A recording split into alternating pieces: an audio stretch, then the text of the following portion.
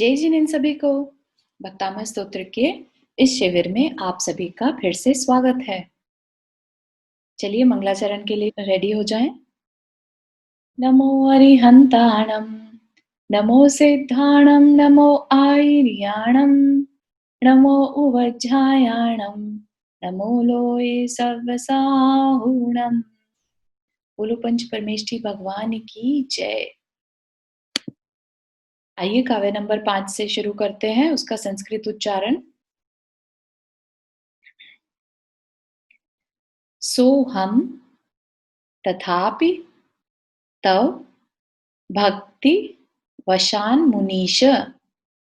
फिर से देखिए, सोहम तथापि तव भक्ति वशान मुनीश। साथ में पढ़ते हैं, सोहम तथापि तव भक्ति वशान मुनीश। दूसरी लाइन, कर्तुम स्तवम विगत शक्ति रपि प्रवृत्तः।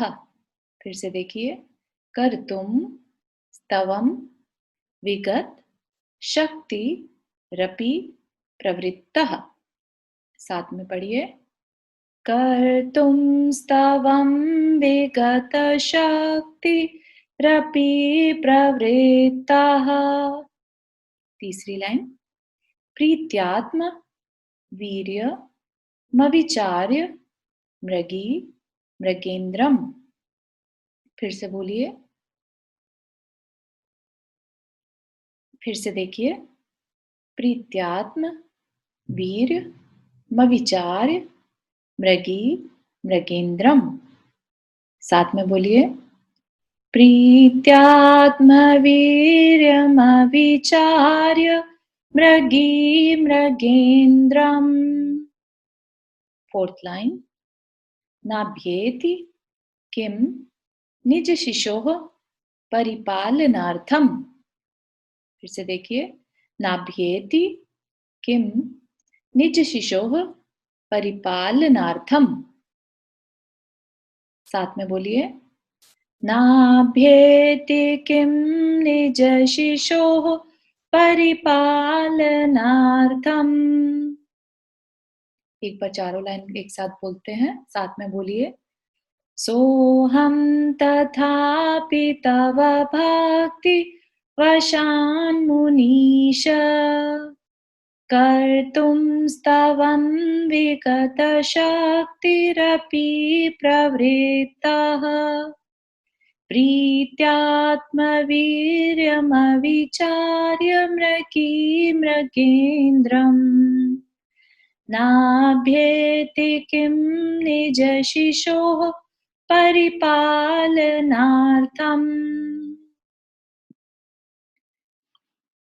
तो ये हमने अभी संस्कृत देखा। अभी इंग्लिश का अगर देखना है तो वो भी यहाँ पर स्लाइड है, आप यहाँ पर पॉज करके और उसको देख सकते हैं।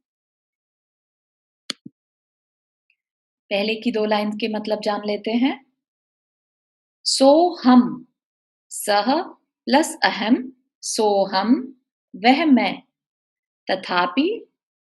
तो यहाँ पर क्योंकि चौथे काव्य में हमने क्या देखा था कि आचार्य मानतुंग स्वामी जी क्या कह रहे हैं कि आपके गुणों का अनुवाद करना किसके बराबर है? जो समुद्र है, प्रलय काल का समुद्र है, उसको बुझाओं से पार करने के बराबर है। ठीक है, तो क्या कह रहे हैं यहाँ पर, वह मैं, वैसा करने वाला मैं, तो भी इतना कठिन कार्य होने पर भी तब आपकी भक्तिवशात, भक्तिवशात भक्ति के वशीभूत होकर, मुनीश के बाद जो संबोधन वाचक है ना, एक्सक्लेमेशन मार्क, तो मतलब यहाँ पर उन्हें संबोधन दिया जा रहा है, हे मुनीश्वर। फिर है कर्तुम, करने के लिए, स्तवम, स्तवन करना, स्तवन मतलब स्तुति।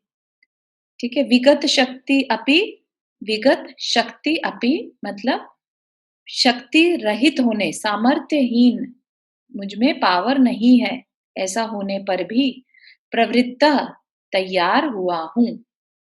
ठीक है, इसको 2 लाइन का मीनिंग एक बार जान लेते हैं कि वो क्या कह रहे हैं। हे मुनीश, यहाँ पे संबोधन करके मुनीश, मुनियों के स्वामी।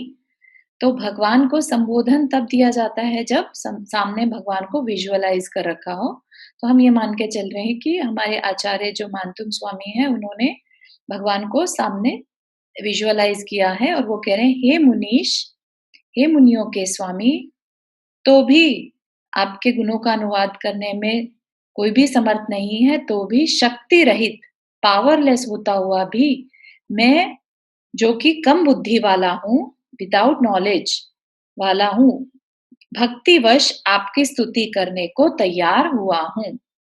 ठीक है, तो अपने आप को उन्होंने यहाँ पर फिर से बहुत छोटा, शक्तिहीन, बिना बुद्धि वाला फिर से एक बार कहा है और स्तुति करने को तैयार हुआ हूँ, अभी भी शुरू नहीं करी है।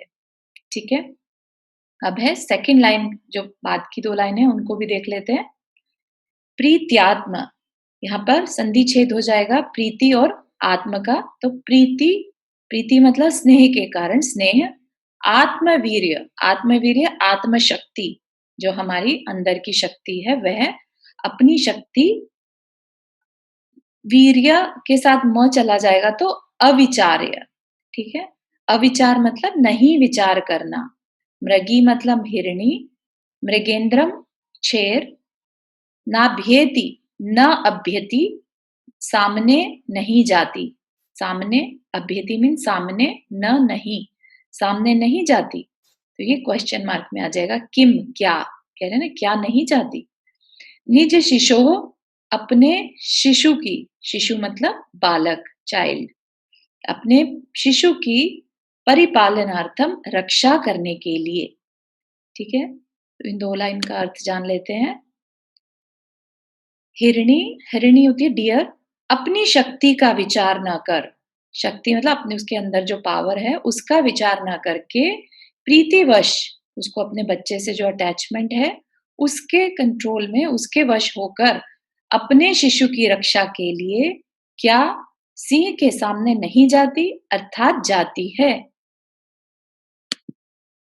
चारों लाइन का एक साथ देखते हैं कि हे मुनियों के स्वामी, हे मुनीश, मैं कैसा हूं, आपके अनंत गुणों का गुणानुवाद करने में शक्तिहीन होते हुए भी आपकी भक्तिवश स्तवन करने के लिए, स्तुति करने के लिए, आपकी प्रशंसा करने के लिए प्रवृत्त हो रहा हूं। मतलब कि अंदर में उनको इतने भक्ति भाव आ रहे हैं, जिस प्रकार से हिरणी अपनी शक्ति का विचार करे बिना अपने बालक की रक्षा के लिए शेर के सामने कूद पड़ती है।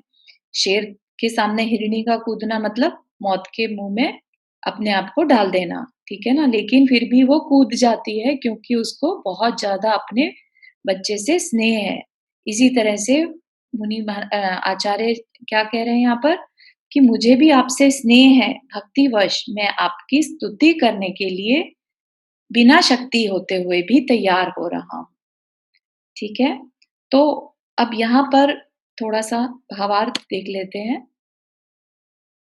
आप पिक्चर में देख भी सकते हैं किस तरह से आचार्य लिख रहे हैं, और उन्होंने क्या एग्जाम्पल दिया कि हिरणी अपने बच्चे को बचाने के लिए शेर के आगे आ गई है। इसी तरह से मैं भी शक्ति रहित होकर आपका गुणानुवाद करने के लिए तैयार हो रहा हूँ। ठीक है, तो अगर वो हिरणी, यहाँ पर देखिए, अगर वो हिरणी बुद्धि से सोचती, इंटेलेक्चुअली सोचती कि मैं जाऊं कि नहीं जाऊं, तो वो कभी अपने इस तरह से शेर के आगे नहीं आ सकती थी। लेकिन प्रेम एक ऐसी चीज है, भक्ति एक ऐसी चीज है, अटैचमेंट, जिसमें हम बिना विचारे, अपनी शक्ति का विचार नहीं करते और वो काम को कर जाते हैं।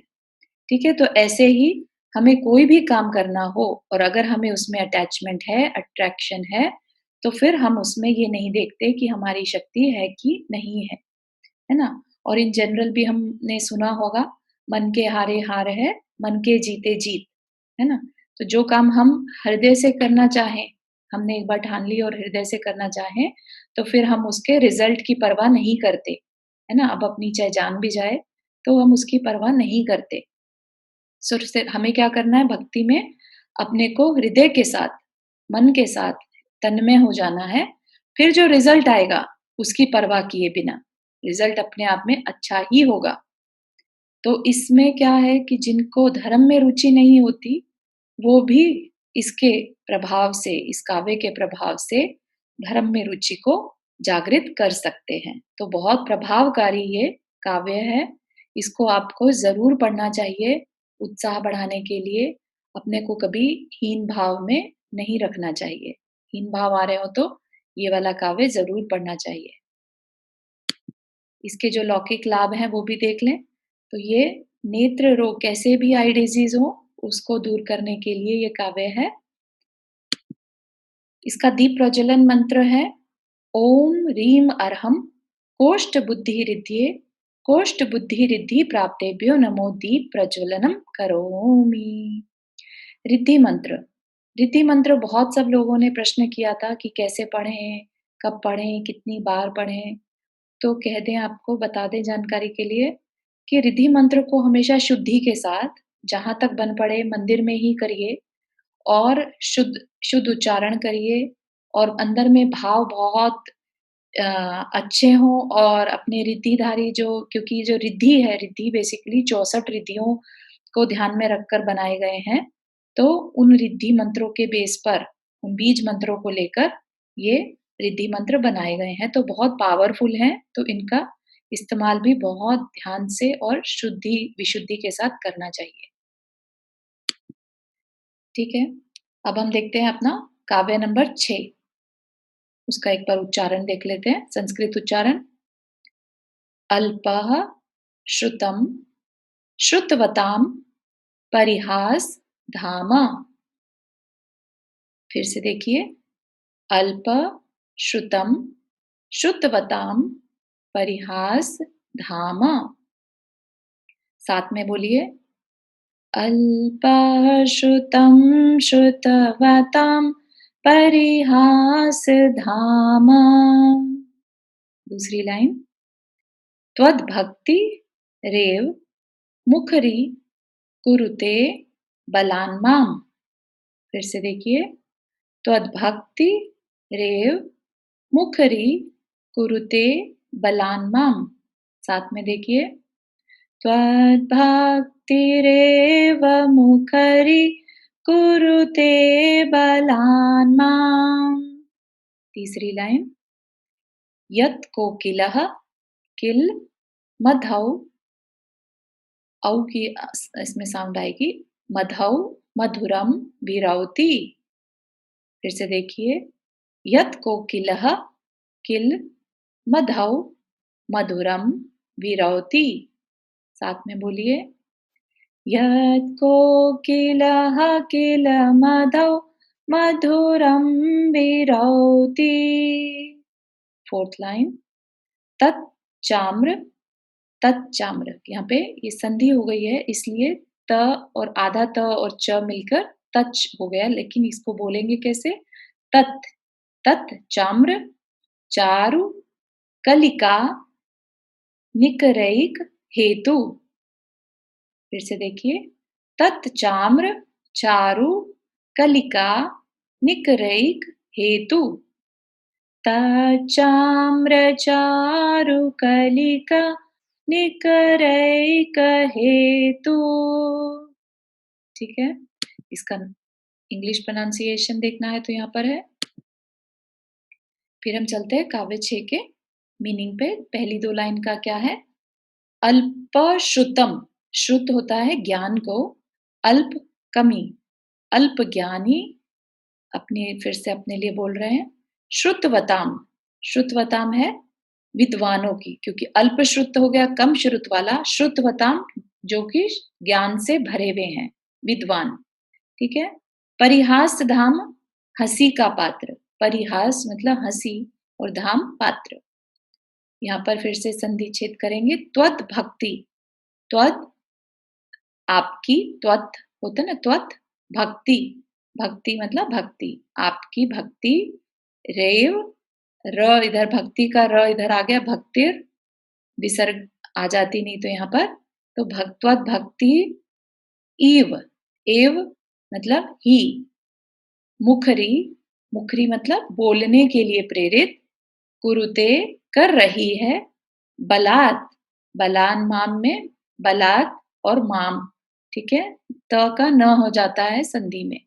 बलात् माम, बलात् मतलब बलपूर्वक और माम मुझको, ठीक है? इसका मीनिंग देखते हैं। विद्वानों की हँसी के पात्र, जो नॉलेजेबल स्कॉलर्स हैं, वो मुझ पर हँसेंगे। मैं उनकी हँसी का पात्र हूँ।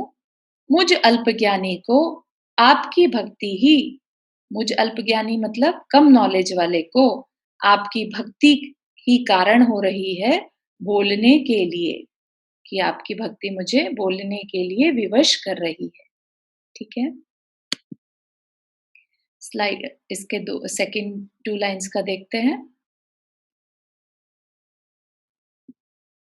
यत, यत कोकिला है ना यहाँ पर, तो यत और कोकिल, यत का और कोकिल का संधि छेद कर देंगे।